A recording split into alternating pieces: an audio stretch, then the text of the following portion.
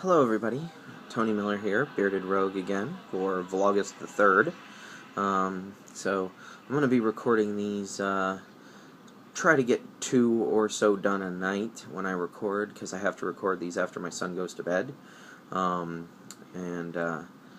So yeah, I want to make sure that I get every day. So, tonight, going to be a quick one, and then I may record another if I have some more time.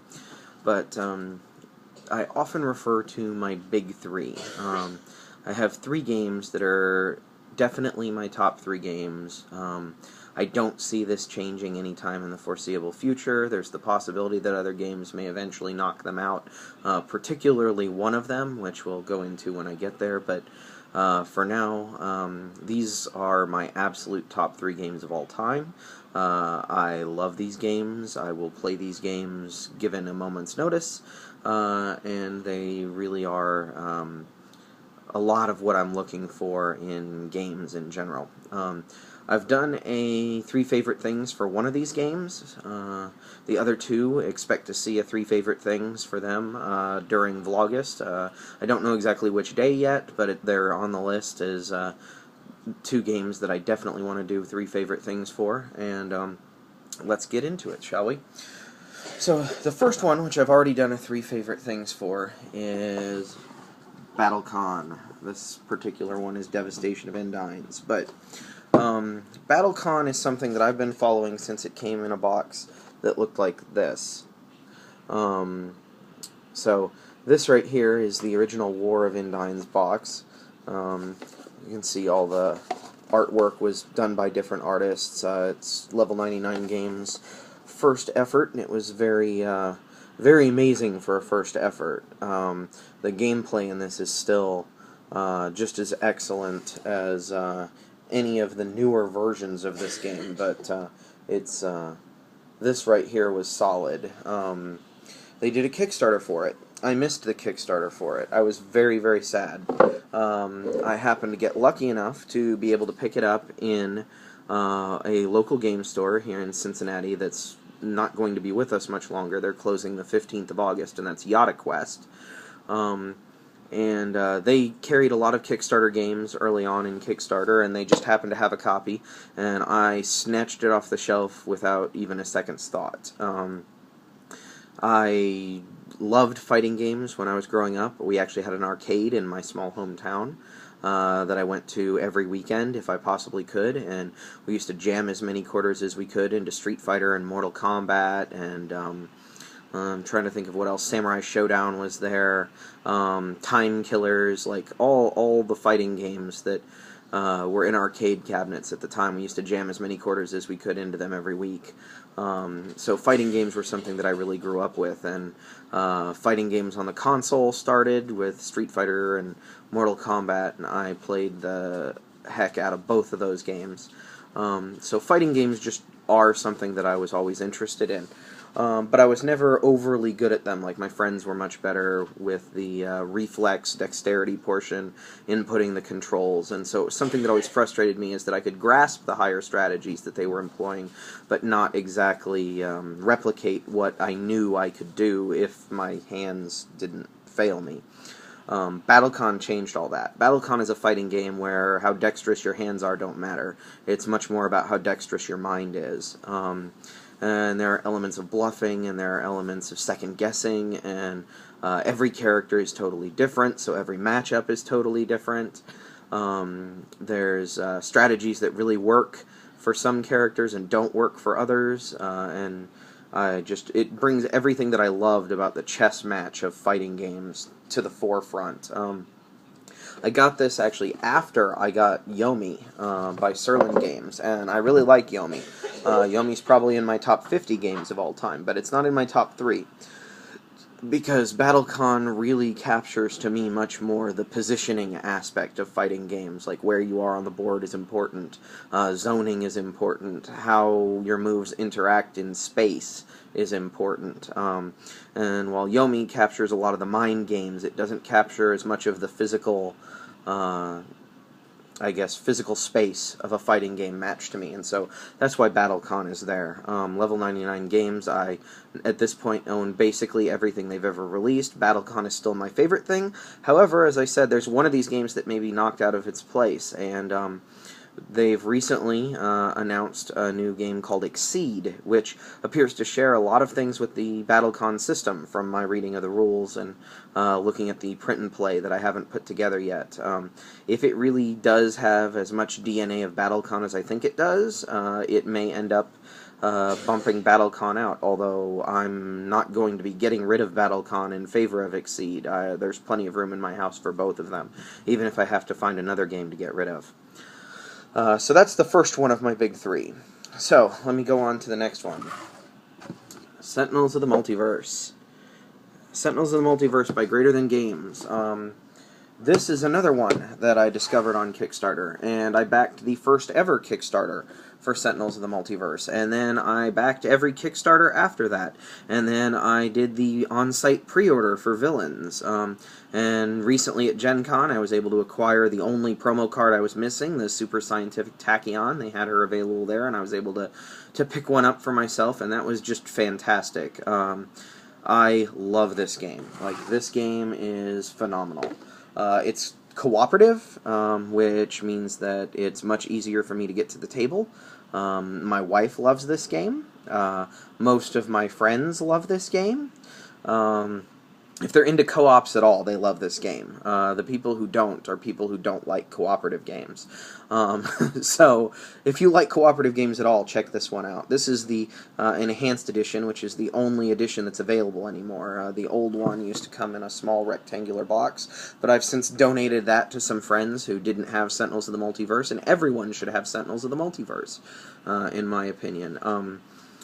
I love it, and BattleCon has this as well, but I love it because it features heroes of every shape, size, ethnicity, nationality, sexuality, gender, color, species. I mean, there's aliens and robots in there. It's very, very representative of the entire Earth. I mean, it's representing a multiverse, so it really has a lot of ground to cover, and I think it actually manages to do that. It has, in equal measures, the grim, gritty seriousness of the 90s comics, but at the same time, the hokey, idealistic fun of the Silver Age or even Golden Age comics. It captures comic books to me better than anything else. Comic books, like fighting games, was another thing that I was really into as a kid. I devoured every issue of the X-Men that I could possibly get my hands on. I watched all the Saturday morning cartoons, Spider-Man. I got really big into Spawn. I still have the first 100 issues of it sitting upstairs on my bookcase in a long box. I don't have very many comics left, but I have the first 100 issues of Spawn, which introduced me to things like Watchmen and 100 Bullets and a lot of Greg Rucka's stuff, which is the stuff that I read now, as opposed to the more superhero-y stuff. But the superhero-y stuff was my roots, and this is comic books, in every sense of the word. Your heroes thwarting villains, the heroes go through changes, the heroes all have backstories, the heroes all have people they care about, they all exist. It's a gigantic universe.